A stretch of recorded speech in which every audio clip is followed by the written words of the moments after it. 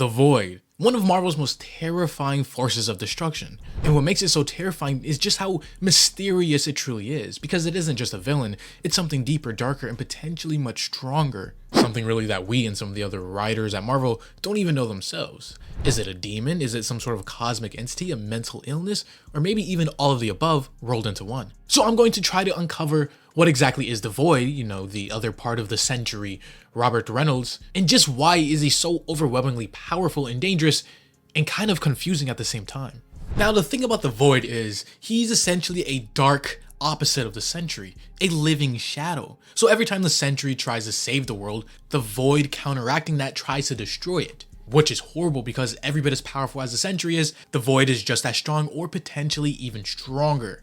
Now visually, the Void takes many different forms and shapes. Most of the time, it's some sort of shadowy, monstrous, ever-shifting form, representing fear itself. But that's not always the case, because even in the new Avengers series, the Void, once he interacted with all the other heroes, was taking on a bunch of different forms and almost kaiju-looking beast when he was going against and fighting the Avengers, Fantastic Four, Inhumans, etc. And side note, it's even crazier when you realize that the Void is one of the only things, people, entities that the Hulk truly fears. Yes, the same Incredible Hulk that has went against other powerful heroes and villains, gods, demons, and other entities within the Marvel Universe. He's literally pulled up to Olympus, went straight to Zeus's face, and tried to challenge him. Now, of course, he didn't win that fight, but that just goes to show you how fearless the Hulk is. So when he fears a being as powerful and as dark as Void, it's pretty serious. And what makes it even crazier is the Void has two almost conflicting origins.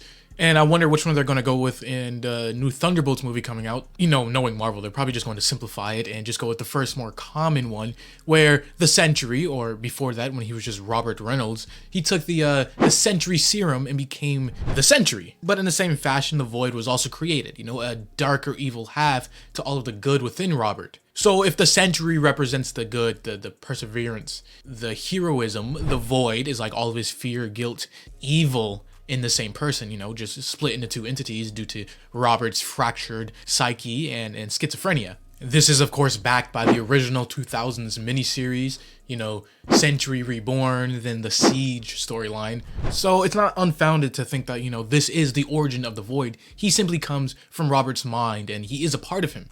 Which means that the more powerful or unstable Robert gets, the stronger the Void inside of him also becomes.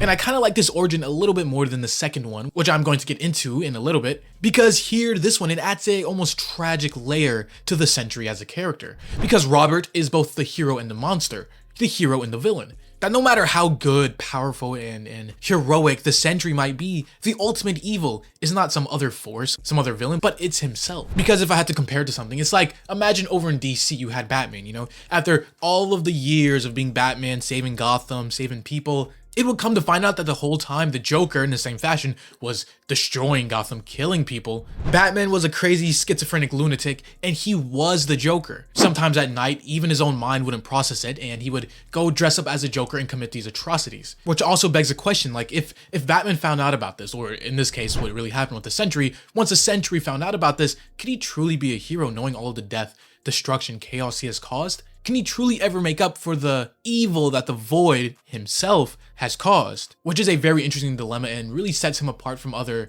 Marvel, Superman, copycats, or inspired characters. So to summarize, the first origin, Robert Reynolds was originally a drug addict, breaking into a laboratory to find the golden Sentry serum to get high off of, and he consumed it and became the Sentry, but his broken and fractured mind also created the Void, an evil counterpart in everything evil about him, his fear, his guilt, his dark half. And the Void is the same creation and part of Reynolds as much as a Sentry is. Now, once you get into the second origin, which is more hinted at and alluded to than outright stated and confirmed, it suggests that the Void, instead of being directly created and caused by Reynolds himself, No, the Void is a separate entity altogether, originating hundreds or thousands of years before Robert Reynolds even was born or became the Sentry. One of the cases being in a Dark Avengers storyline back in 2009, we see potentially the Void almost has biblical origins, as 16,000 BC, if you're familiar with biblical lore. When Moses in Egypt went to the Hebrew people to tell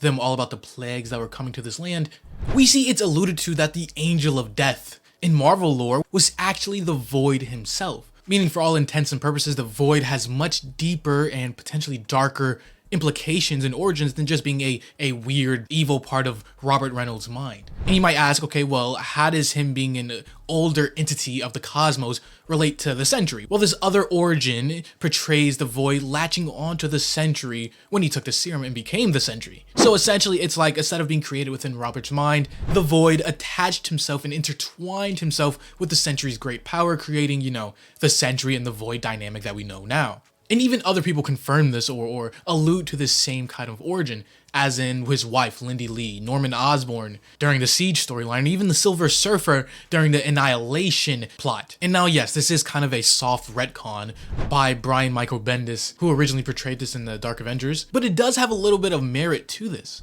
Because even Null, the god of symbiotes, Venom and all of that, even once he rips the Sentry apart, he absorbs the Void into him, calling it a distinct entity and a dark power more than just a part of Reynolds' mind, completely putting aside the Sentry power and just absorbing the Void himself. That kind of does suggest that the Void is its own entity, far removed from just the Sentry. And like I said, I don't like this potential origin more than the first one, but it does have its merits and positives, as it does kind of shift the Sentry's story from just mental illness to possession or almost a cosmic horror. It gives the Void a Lovecraftian feel, mysterious, mystic, unknowable, and ancient, which I find pretty interesting. And even Marvel themselves have conflicting reports about which origin is truly the case. On their website and other forums online, you can see the first origin is cited, him seemingly being the biblical angel of death centuries ago. And in another case, you see the Sentry is cited as being nothing more than a split personality and part of Robert's fractured mind and his great power as a Sentry. But which origin do you guys prefer to be real, or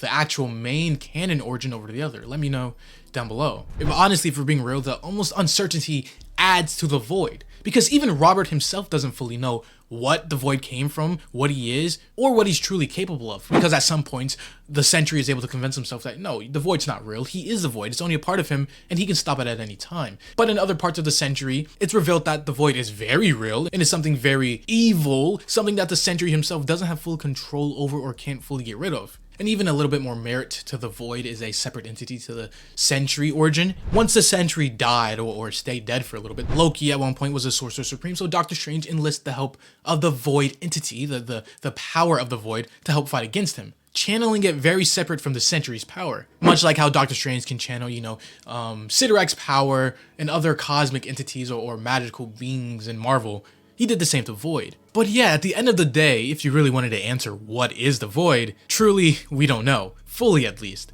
Even Marvel's editorial keeps it vague and not fully answered here or there. So is the Void a monster? Is it a god? Is it just a broken man's worst fear brought to life? And that confusion is frankly what makes him terrifying and what also makes him very interesting and unforgettable. But yeah, if you have enjoyed, leave a like. Or subscribe if you're new and want to see more content just like this.